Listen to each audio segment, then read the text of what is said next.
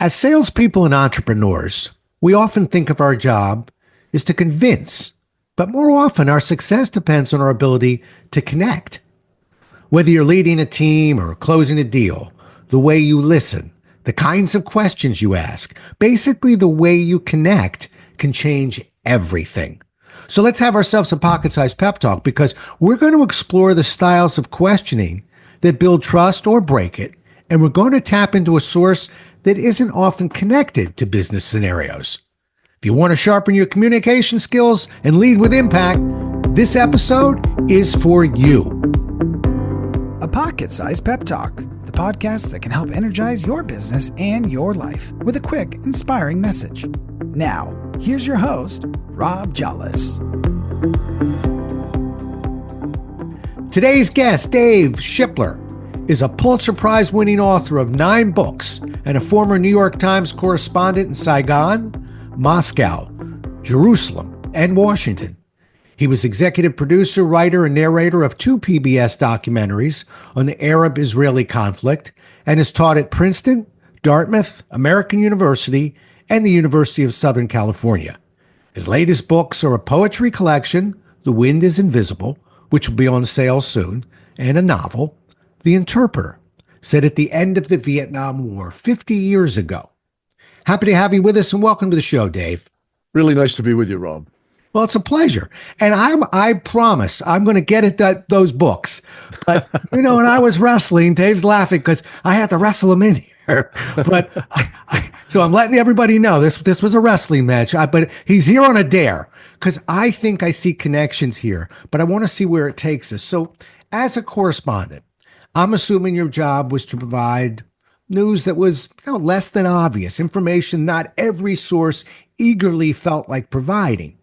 And I'm guessing many of those you were speaking with were willing to provide that information, but hold back on other information. After all, that we're searching for trust here.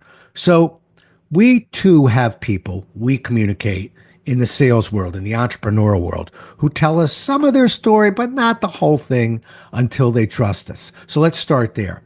You've got various forms of questioning you were talking to me about. I'll give you a head start in case you need a reminder. Compassionate questioning, confrontational questioning, some other questioning. Let's start there. Just talk to me as a correspondent, the type of questioning that you were executing. Well, I think this is really interesting to me. I've never thought of my work having any relevance to business, but I guess it does because, as you say, people in business and people who are selling have to connect, and connecting is also the job of a journalist, a reporter. I mean, I'm not trying to sell people anything, but I'm trying to persuade them to tell me stuff, Right. so I'm a listener basically. And to do that, you have to adopt, I think, from my standpoint, a good compassionate approach. That is, you're interested in what the person has to say. You're not coming in with preconceived notions. You're trying to touch nerves or to touch points of passion and interest to them. And one of the things that I've learned over many years of being a reporter, not just for the New York Times, but also writing books. I've written a book about Russia, one about the Arab-Israeli conflict, one about race relations in the U.S., poverty, all, civil liberties, all this stuff. All the people I've talked to, I discovered were most interested in themselves.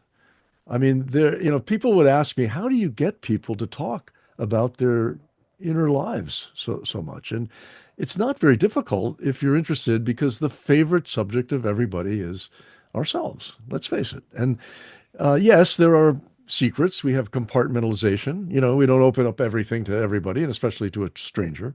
But by and large, I think that if you're interested in what people have to tell you, and you go in with the idea that you can learn from everyone, that's a great starting point. Yeah. And you said something interesting because we all read that, by the way. That's good in writing, but we have to perform that. And I wrote something once and was trying to get at authenticity, and I wrote something down that sounds so simple, but it goes like this: the easiest way to be believed is to tell the truth. Okay. Absolutely. And yeah. And so I sense when you were doing your correspondent work, you were getting at that the tone, not just the words, but the tone and the level of authenticity because you honestly did want to hear their story. Unfortunately, Dave, in sales, it's not that salespeople don't want to hear the story. They're just not trained that way. They're trained on product, product, product, product. So they don't want to hear your story. They want to tell their story. And Of yeah. course, yeah. But on the other hand, I mean, I would think, and I've never tried to sell anything. Well, I did work in a camera store when I was a kid, so Aha. I guess I did try to Gotcha. sell things. I guess I did try to sell things. Well, in fact, I mean, now that I think about it, I've never made this connection before. You see how you provoke thinking, Rob? It's interesting. I realized actually, and of course, this was long ago, the days way before digital cameras, and so it was all film cameras, and we sold really some high-end equipment. I first had to find out what the customer needed and what the customer's interest was. So I did have to learn something about the customer in order to make the sale.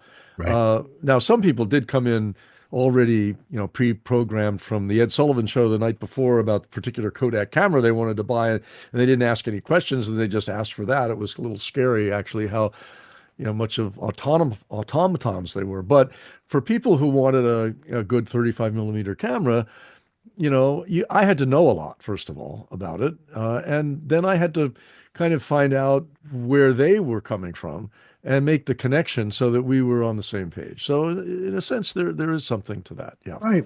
Well, and it's a correspondent. I don't think you went into a conversation with somebody not knowing anything, not kind of having a general direction of where the conversation you're hoping would go to. So I think we don't even have to pin you down to your camera days. I think that you were what we would call an unconscious competent, meaning you're somewhat natural. And just so you know, Dave, in my 40 years of teaching sales, I can tell you right, I get this question all the time. Who are the easiest people to teach to sell? It's either nurses or former correspondents slash reporters because they're Really? trained. Yes. Well, we'll Huh. get to the nurse in a second, but a correspondent, you're not going to get it detailed information that I don't share with everybody unless I trust you. And you've already mentioned the fact that you're not going in with the problem. You're going in to genuinely want to learn about the individual, and you're not messing around. Nurses, by the way, are the ones that get people out of the bed. The doctor doesn't do it. He looks at the clipboard. She looks at the clipboard and says, "Okay, check here," and walks out. The nurse is the one that gains trust.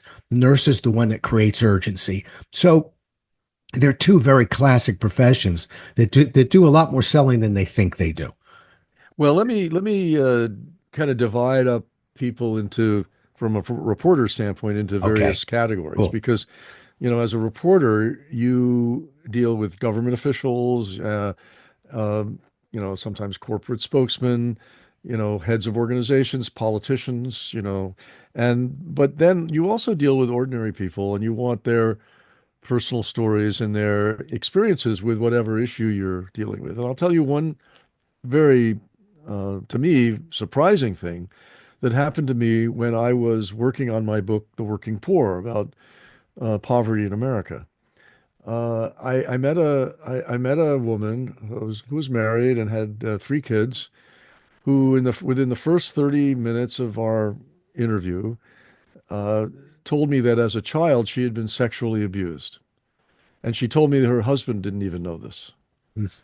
And I was just stunned that she told me this.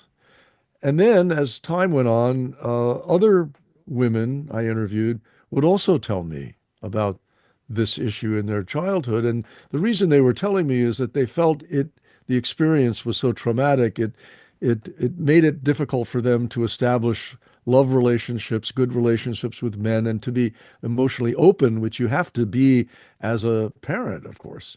My late wife was a social worker, and when I told her this, and I said, I don't understand why this woman told me this when I don't even know her. And my wife, being very wise, said, it's because you didn't know her and you were safe and you weren't a member of her family. And therefore, you're not going to repeat it to other relatives and that sort of thing. So I think that at that level, you are in an area of remarkable privacy and intimacy in which you need to listen without judgment. I mean, for example, when I did my race book, A Country of Strangers, I interviewed blacks and whites all over the country.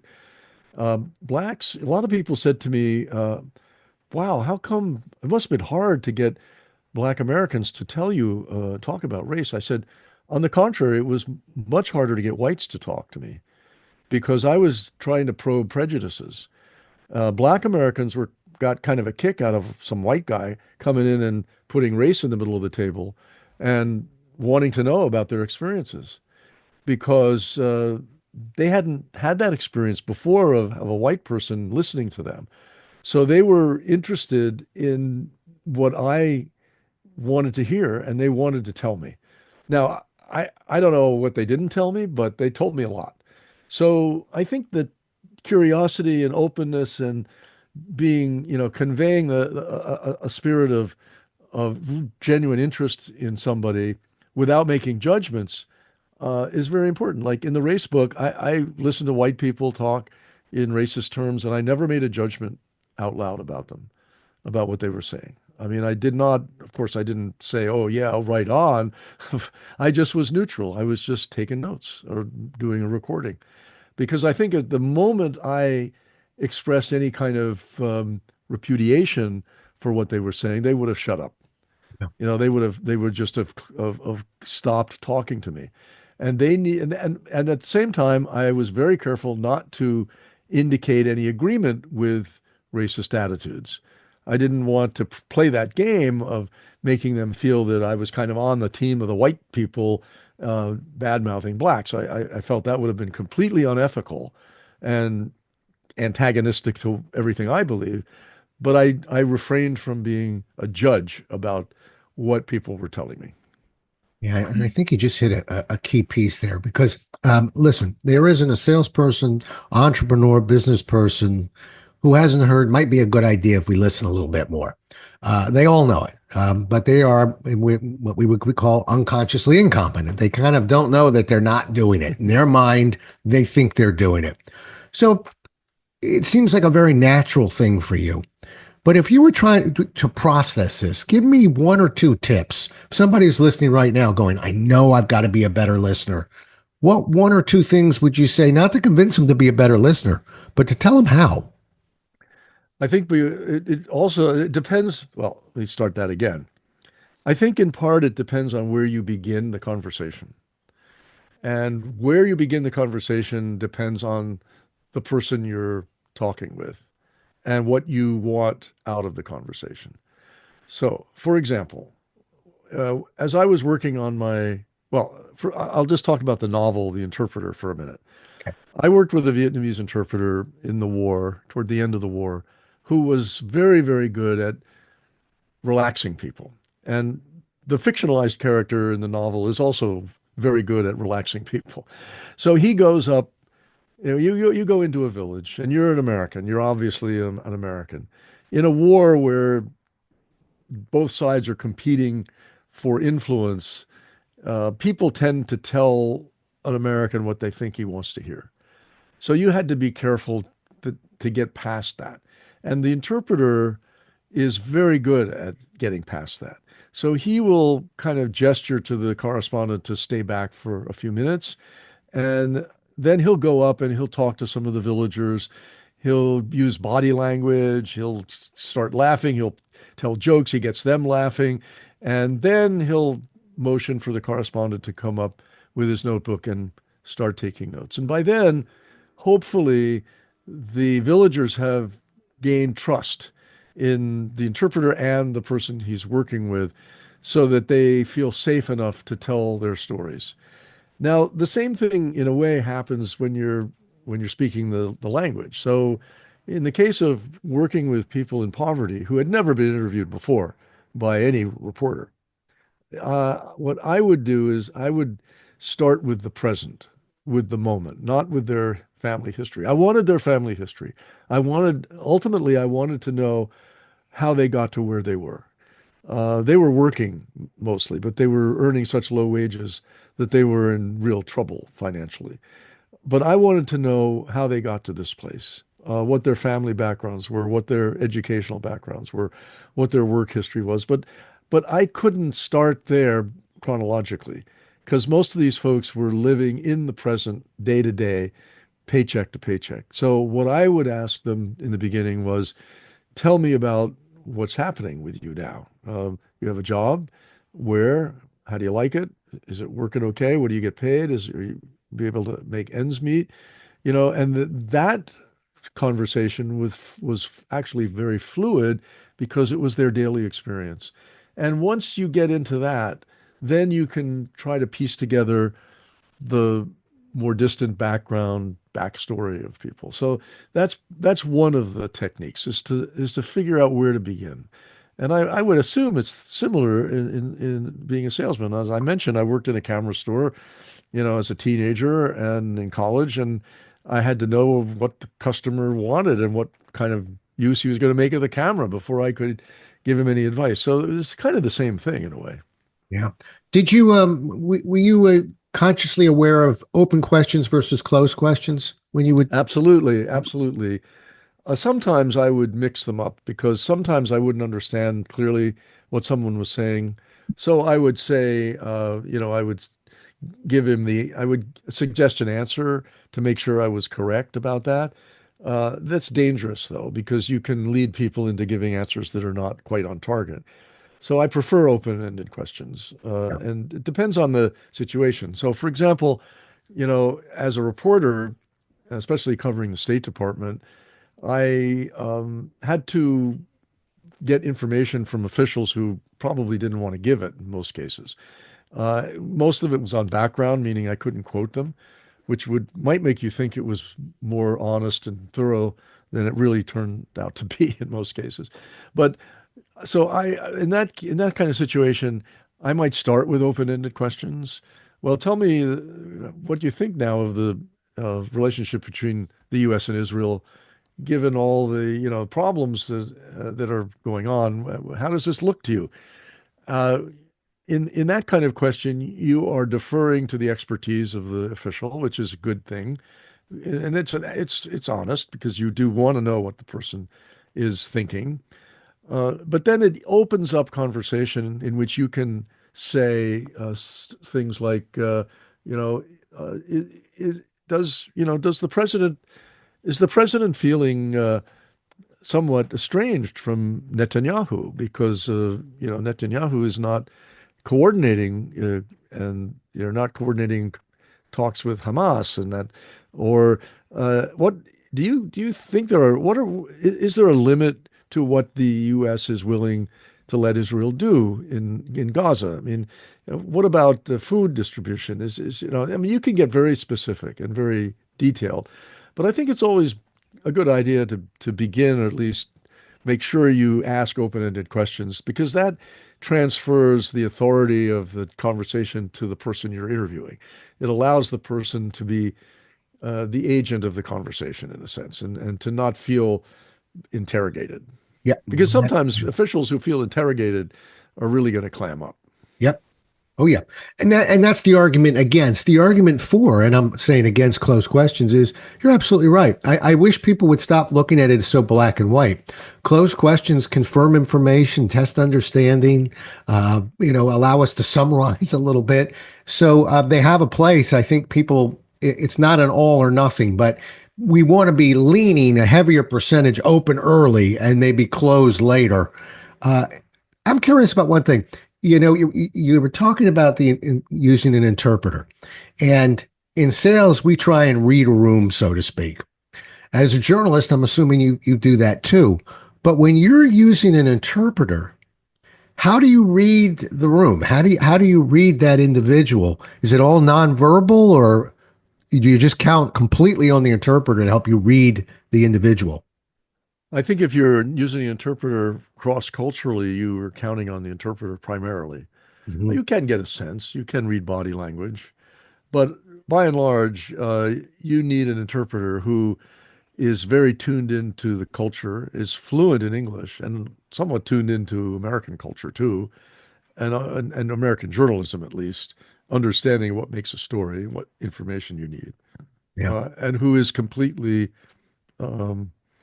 cooperative in conveying your questions and the answers. Right. So in Vietnam, for example, in this novel I wrote, the interpreter really does the work of being a liaison between the American correspondent and the ordinary Vietnamese all over the country that he goes to interview.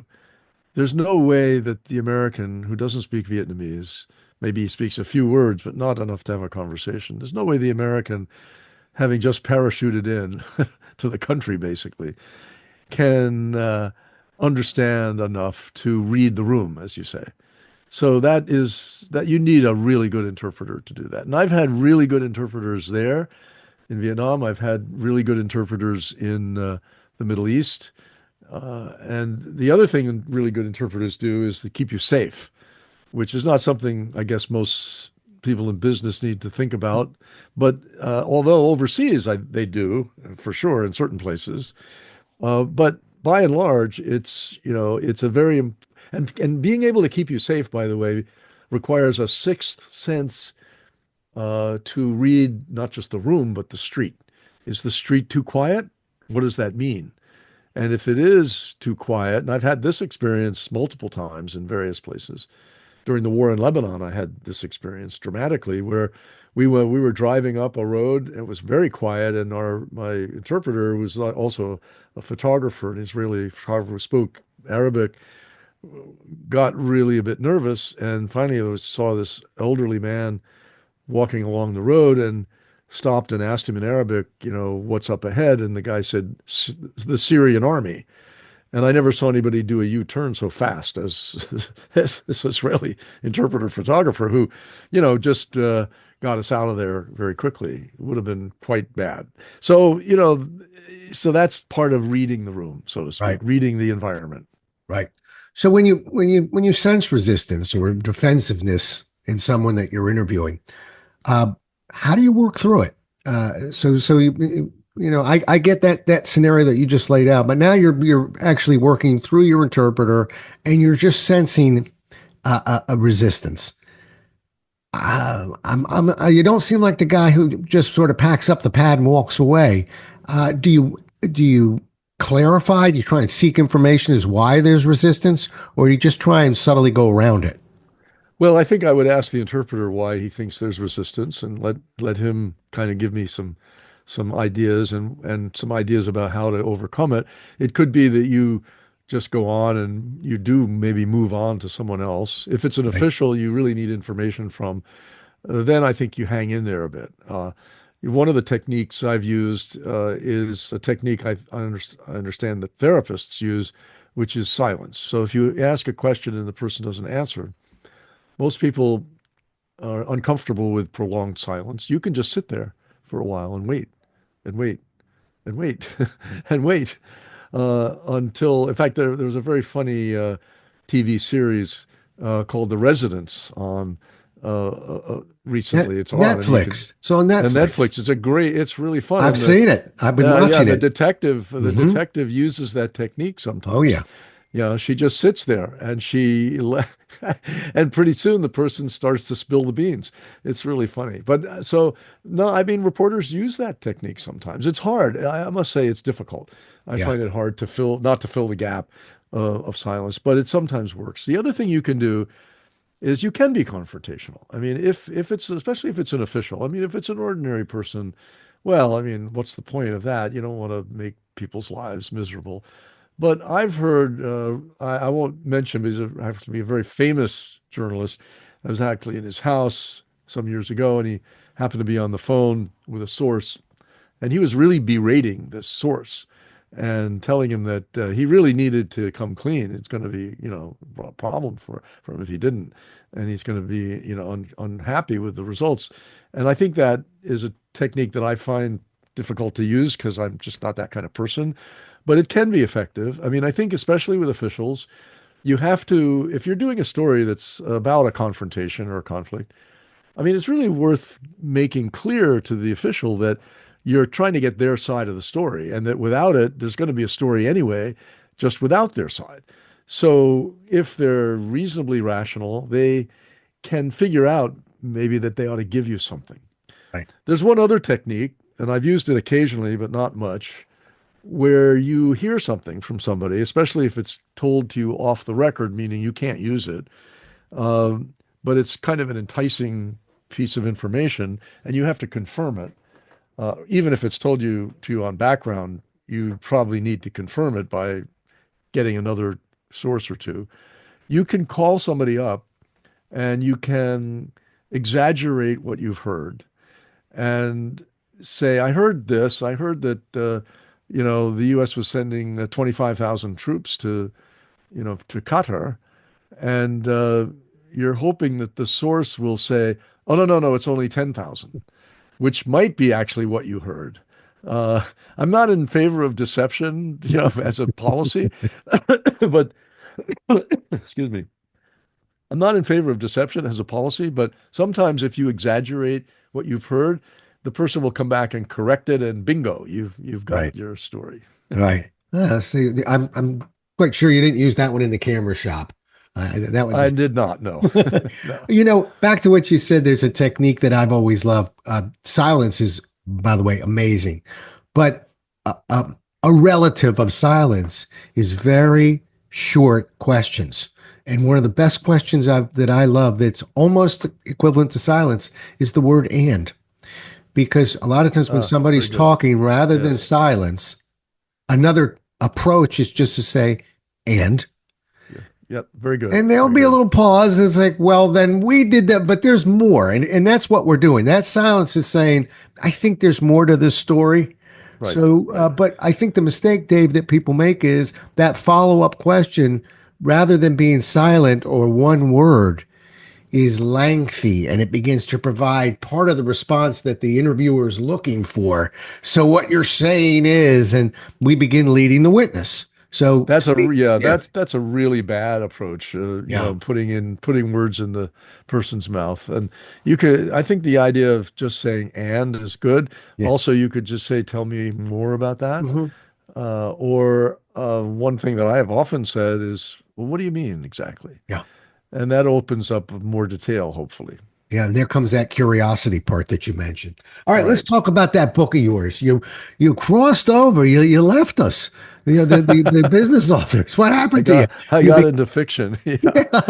so you Well, got a new book, The Interpreter. Tell me about that. Yeah. Well, as a reporter and, writer of nonfiction books, I came to feel that there was something left unsaid in many cases, that nonfiction is absolutely the high art form, no question.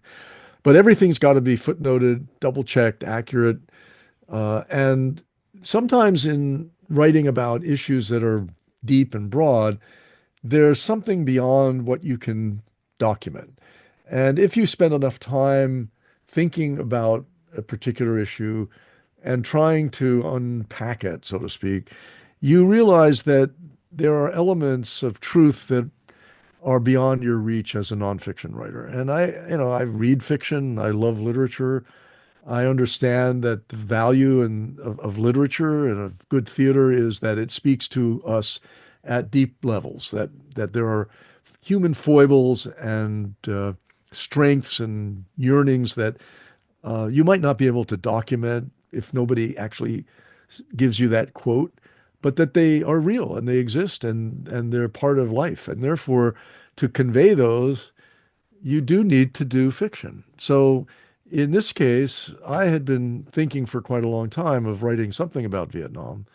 And I realized that the man I worked with, the interpreter I worked with, was a very special kind of person. And so he was the inspiration for the book. I mean, actually, what happened was, I'm sorry to say he died several years ago, and I was quoted in the New York Times obituary, after which I was contacted by a film producer who suggested I write a screenplay based on his character. He was so interesting. And I said, well, I have no idea how to write a screenplay. I still don't know how to write a screenplay, but I figured, well, I know how to write prose. Maybe I should try that. I've written a bunch of short stories, so I kind of get a sense of what fiction can do. And I decided, well, let me try this as a novel, because in a novel, I can get inside his head. I mean, I knew him well, he became a friend, but I can't say that I could read his mind, but when you create a character in fiction, then you know everything about the person, really, the fictional character. I mean, you know the dreams, you know the hopes, you know the failings, the deceptions. There are no secrets from the writer in a character that, the writer creates. So, and also I could pull in my own experiences in Vietnam as a correspondent, although I'm not the correspondent in the book, and I have to stress, and his wife is not my former wife, my late wife, I should say, at all. Very different characters. But in a way, I was able, I think, to capture the reality of the place in a way that maybe I could have done it in nonfiction, but the fictionally, it was just richer and deeper. Yeah. And how's the book doing? That's a good question. I haven't checked with my publisher lately, so I have absolutely no idea. I mean, I know, I don't know. I mean, it's gotten some, it's certainly gotten attention, especially from people who worked or were in Vietnam. A couple of Vietnamese Americans, one a Vietnamese American writer, Layli Hayslip, liked it very much. She wrote a book called When Heaven and Earth Changed Places years ago, was made into a movie by Oliver Stone, I believe. And she was one of the first Vietnamese writers to penetrate the American consciousness about the war. Up until that point, most of the books about Vietnam had been written by Americans. And it's a beautiful book. And so she read it and she wrote a very nice blurb about it. Mm. Uh, the audio is done by a Vietnamese American actress who's excellent. And I was helped in the manuscript in terms of language and culture by a Vietnamese American researcher who also thought highly of the book. And her husband is an American, white American, translated lyrics from a very famous Vietnamese singer, Trinh Son, sorry, Trinh Con Son, whose lyrics are in the book too. So it's, I think, anyway, that doesn't answer your question about how it's doing, except in quality. I don't know about quantity, but in quality, what I've seen from people who've read it is very positive. When did the book come out? April 15th. It's baby. It's just brand new. Okay, good. Yeah, right. Well, my audience are book readers and they're review writers. So we want to get a look at that book and we want to get some good reviews on that book. It does move the algorithm, Dave. Thank We you. we Yeah, got to sure. do it. So, Yeah. I hope a lot of people check this out and take a look at this book, The Interpreter.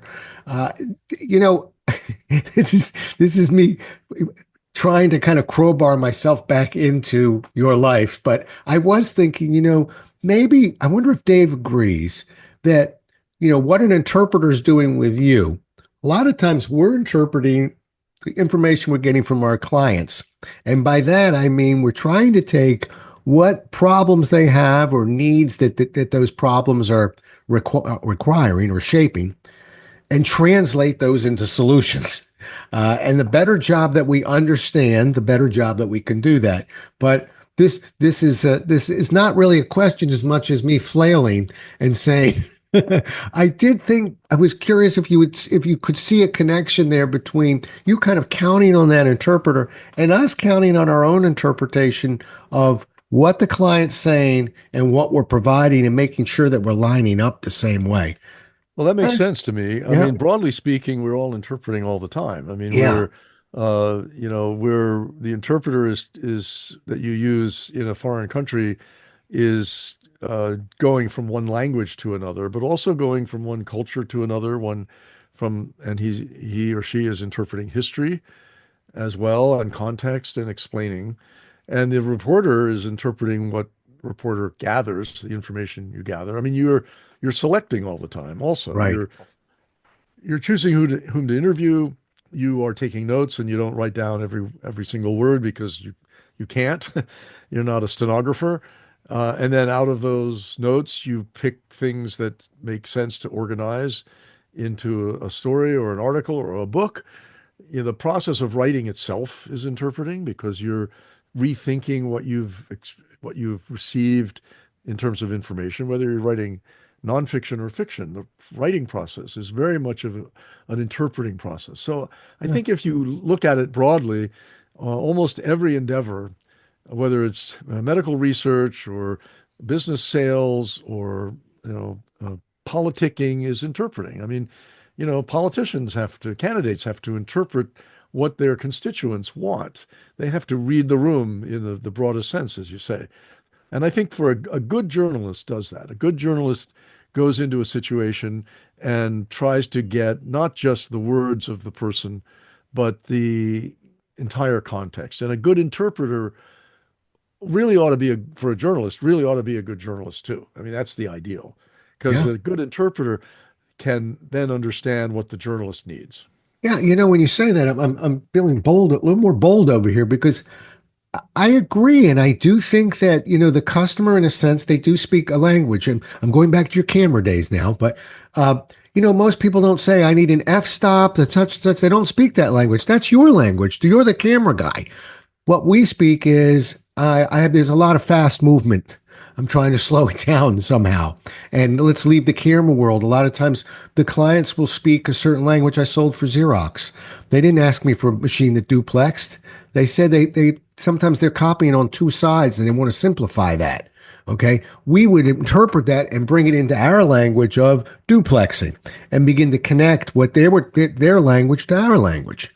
So, Well, yeah. the other part of this, Rob, I Hmm. think is we haven't really talked about it much, but you've just touched on it, is that it also involves teaching, Yeah. instruction. So I learned that in the camera store many years ago because I learned how to explain things to people.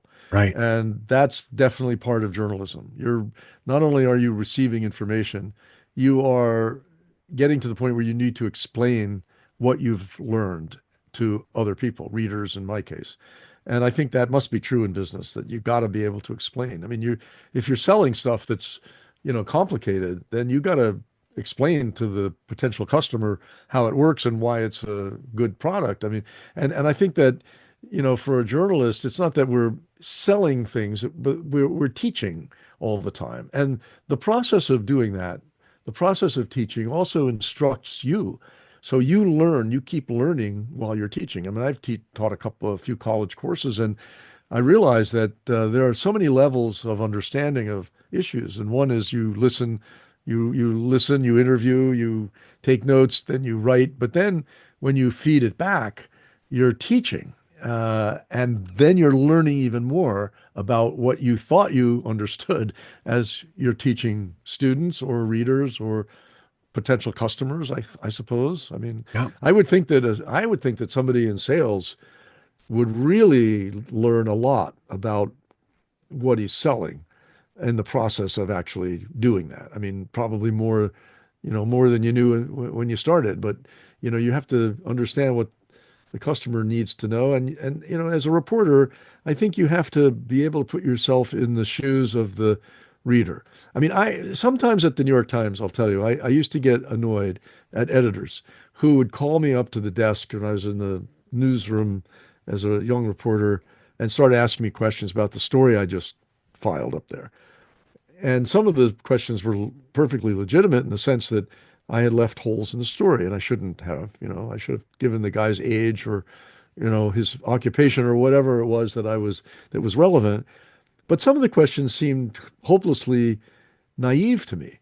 And, explain this or explain that. And I was annoyed, but then I began to understand the editor was taking the place of the uninformed reader who didn't know anything at all about the situation before picking up the paper and reading the story.